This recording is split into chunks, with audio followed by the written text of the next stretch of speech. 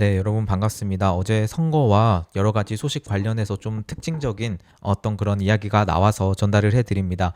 먼저 이 스키프 계정에서 올라온 글을 한번 보도록 하겠습니다. D&I 개버드와 FBI가 앞으로 10일 동안 기밀 해제 문서를 공개할 예정이다.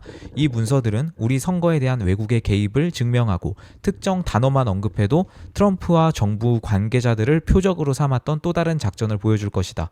이로 인해 당신은 정부의 감시 대상이 되었고 리스트에 올라 감시를 받게 되었다라는 글입니다.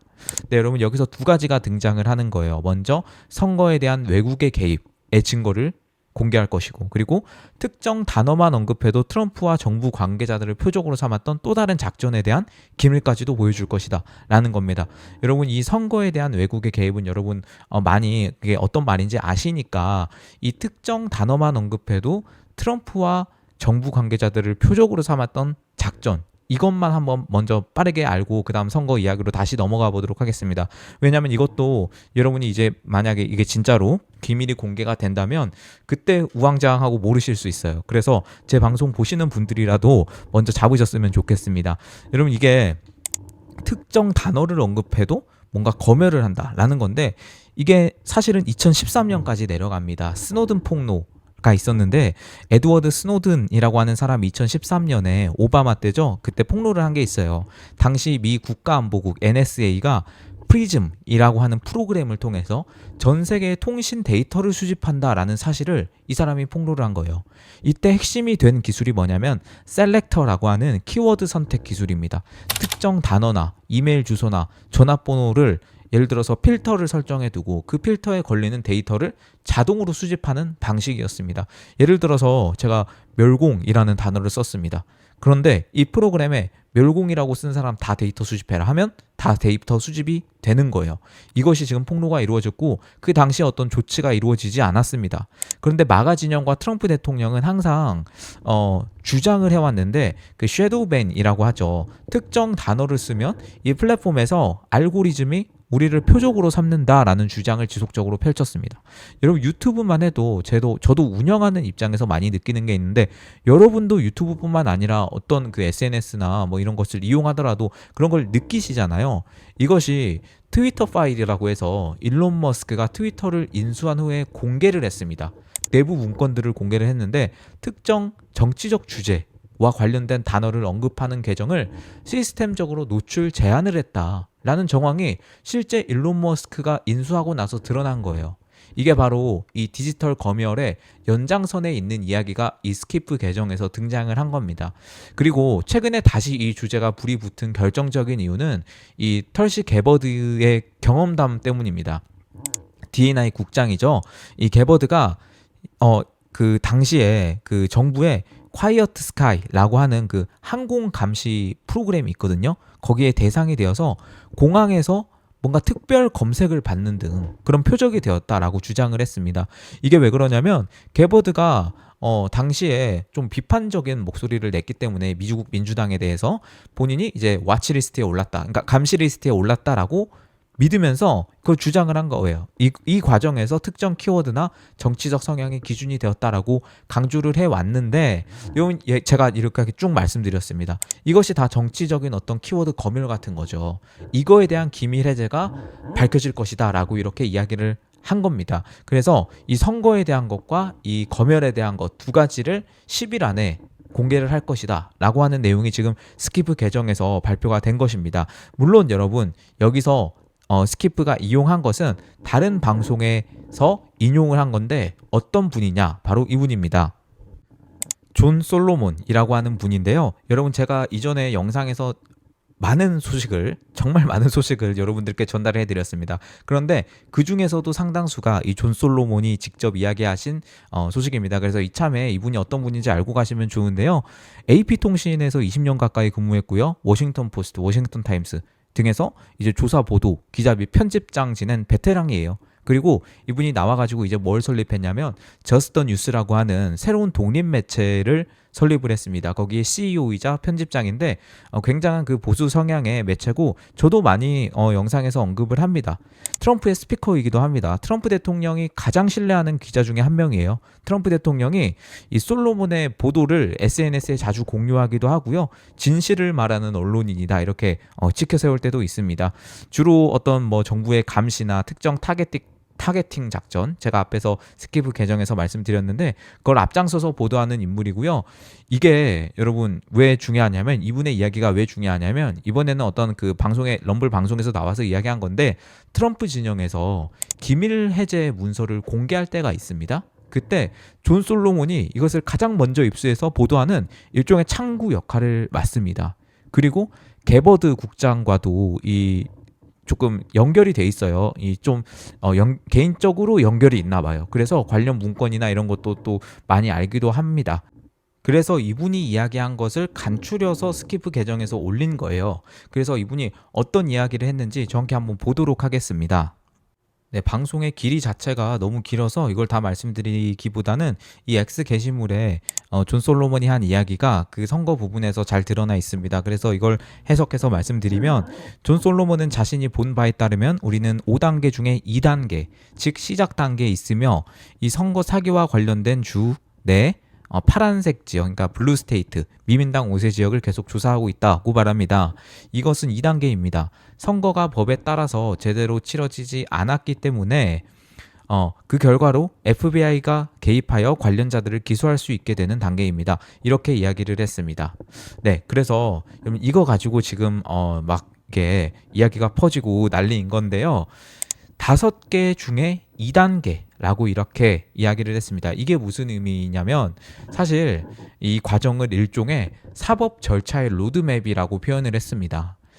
1단계는 뭐냐면 의혹 제기 및 기초 자료 수집. 이것은 이미 완료가 됐습니다. 이미 여러분 2020년부터 이 지켜보신 분들은 아시겠지만 정말 말도 안 되는, 정말 정신병자 취급까지 당하면서 여기까지 온 겁니다, 저희가. 그래서 물론 미국이지만 그래서 1단계는 이미 완료가 됐고요. 이제 2단계입니다. 2단계는 지금 현재인데 법적 절차를 미준수한 사례를 적발하고 그것이 촉발이 되어서 사법 당국, 예를 들어서 FBI의 개입을 유도하겠다라는 게 지금 2단계라는 거예요.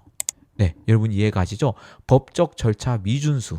이게 선거가 완전히 뭐 잘못됐다 그런 이야기는 일단 두고, 이 과정에서 법적 절차를 지키지 않은 사례를 적발해서 이것을 FBI의 개입으로 유도시키겠다라는 거예요.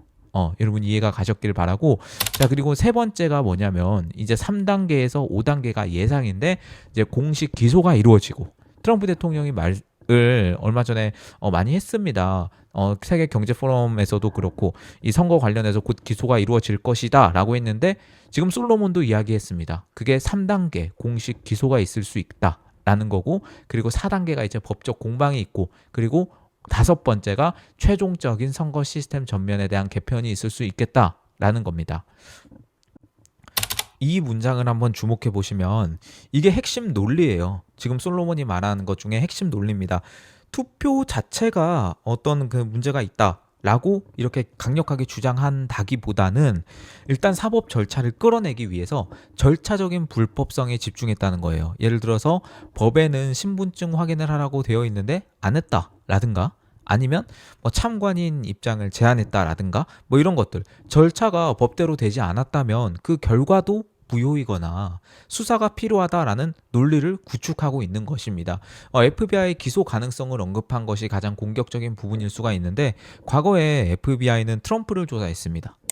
뭐만 하면. 그런데 이제 게버드 체제의 D&I는 새로운 FBI 캐시 파텔과 함께 이것이 잘못한 공무원이나 관리를 잘못한 공무원이나 그 관계자들을 역으로 기소하는 수단이 될 것이다 라고 언급을 한 것입니다. 이게 단순한 관측이 아니라 제가 볼 땐 꽤 합리적인 말인 것 같아요. 트럼프 2기 행정부의 어떤 그 정책이기도 했었고, 트럼프 대통령이 직접 이야기한 것이 앞에서 말씀드렸지만 곧 기소할 것이다 라고 이야기한 것도 여러분 괜히 한 말은 저는 아닐 거라고 생각을 합니다. 네, 그리고 이 내용에 추가적으로 어제 베니 존슨 쇼에서 또 나온 이야기입니다.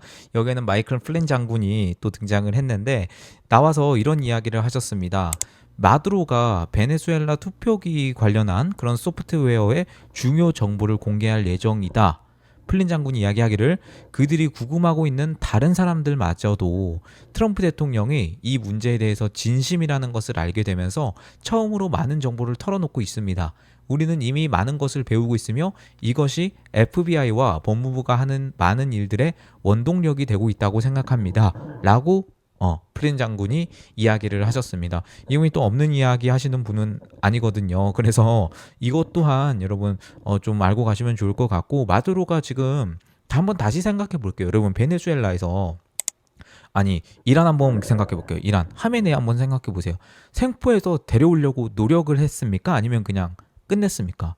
바로 일거에 끝내버렸단 말이에요. 근데 마두로는 그렇지 않았습니다. 꼭 데려왔어야만 하는 이유가 무엇이었을까? 이것에 대해서는 여러분 앞에 선거 문제랑 또 연결이 되는 겁니다. 플린 장군이 이야기를 하기를 마두로가 이 미국 2020년 대선 개입과 관련해서 어떤 식으로 털어놓고 있냐면 singing like a bird라고 표현을 했습니다. 그러니까 그 새가 노래하는 것처럼 이 조작과 관련된 본인의 역할에 대해서, 특히 뭐 베네수엘라의 역할에 대해서 노래하듯이 털어놓고 있다라고 이렇게 플린 장군이 표현을 했습니다. 그래서 아마도 지금 이어지는 그런 모든 일들, 여러분 우리가 이렇게 언론이나 뭐 X나 뭐 많은 그냥 표면적인 플랫폼들 있죠. 거기서 알 수 있는 정보는 한정적이에요. 그런데 뭐 이란에서 어제는 뭐 선거 관련한 그거를 뭐 압수했다라고 하는 소식도 있고, 이것도 무한 또 공식적인 소식은 아니어서 또 애매하다라는 거예요. 그래서 이 표면적으로 알 수 있는 부분이 있고, 그러나 확실한 것은 뒤에서도 더 크게 이루어지는 움직임이 있다라는 것입니다. 여러분 이걸 알면서 가셔야지 그냥 언론에 뭐가 나오고 뭐 누가 뭐 어떤 말 했고 그것을 그냥 그대로 하고 끝 이렇게 하시면 안 됩니다. 항상 현실은 영화보다 더하다는 그 전제를 깔고 가야만 여러분이 앞으로 뭔가 할 때도 더 도움이 되실 겁니다. 네, 그래서 이 선거 관련한 소식은 일단은 지금 어제 나온 소식은 큰 거는 이렇게 나왔는데, 이게 제도권에서 안 이루어지는 좀 뒷이야기이기는 해요. 일단은 공식적으로 나온 것은 아니니까. 그렇다면 지금 공식적으로는 이 법무부나 제도권에서는 어떤 이야기가 나오고 있는지도 한번 보시면 좋을 것 같은데, 마지막으로 이거 한번 보도록 하겠습니다. 이게 그 제가 앞에서 말씀드린 존 솔로몬이 CEO로 있는 저스턴 뉴스의 기사입니다. 하밋 딜런이 법무부 차관보예요. 법무 차관보인데 이분도 지금 뭐 선거 관련한 무결성 업무를 맡고 있습니다. 이분이 저스턴 뉴스 노 노이스 TV 프로그램에 출연해서 지금 이 공유를 한 겁니다. 지금 어떻게 법무부가 이렇게 하고 있는지. 근데 현재 16개 주가 이 유권자 명부를 법무부에 넘겼거나, 그리고 이 데이터 제공을 위한 양해각서 MOU에 서명한 반면 29개 주는 이 명단 제출을 안 하고 있다라고 해요. 그래서 그것을 강제하기 위한 소송을 지금 법무부와 각 주가 이렇게 다 하고 있다라고 합니다. 그런데 이번에 이제 발견된 내용이 뭐냐면, 유권자 명부에 수만 명의 비시민권자가 존재를 했고, 그리고 수십 명은 거기서 또 중복 투표를, 불법 투표를 계속했고, 그리고 사망자 수십만 명까지도 명부에 방치가 되어 있었다라고, 이렇게 이거 법무부 차관보가, 무려 미국의 법무부의 차관보가 직접 밝힌 내용입니다. 얼마 안 됐습니다. 불과 어제 그제 밝힌 내용인데요. 딜런 차관보가 지금 절반 미만의 그 주 선거 데이터베이스에만 접근을 한 거예요. 제가 앞에서 말씀드린 그 16개 주가 명부를 넘겼고 29개 전은 넘기지 않았으니까 절반 미만의 이 데이터베이스에만 접근할 수 있는 상태였음에도 불구하고 이런 아주 매우 충격적인 그런 통계들이 발견이 되고 있고, 더 많은 주가 강제로 이제 협조하게 될 거란 말이에요. 결국에는 트럼프 행정부가 이걸 강제로 유권자 명부를 다 깔 겁니다. 그러면 수치는 당연히 더 악화될 수밖에 없다, 이렇게 이야기를 했습니다. 그러면서 우리는 모든 미국 시민이 투표에 자신감을 갖고 그 결과에 확신을 갖기를 바라며 이것이 우리가 이 대규모 프로젝트를 수행하는 이유이다 라고 이렇게 설명을 했습니다. 네, 여러분 이게 제 앞에서 말씀드린 그 솔로몬의 5개 중에 이제 두 번째 계획이 이번에 그 기밀 문서 공개나 그런 거였고, 이제 3단계부터 기소가 될 거라고 했습니다. 그리고 그 기소가 되는 그 배경이 뭐냐면 바로 이런 것들이에요. 어떤 그 절차상의 문제가 많이 있었다는 거. 예를 들어서 여기서 나온 내용이 뭐냐면, 그 펜실베니아에서 아프리카 출신 불법 체류자가 7번을 투표에다가 기소가 됐어요, 이미. 이건 첫 번째로 기소가 된 사례인데, 외국인인 투표를 하면 안 됩니다. 연방 투표를. 그리고 이름까지도 그 마하디 사코라고 하는 이 사람이 그 필라델피아 아이스 요원에 의해서 체포가 됐습니다. 이미 선거 사기 혐의로 기소가 됐고요.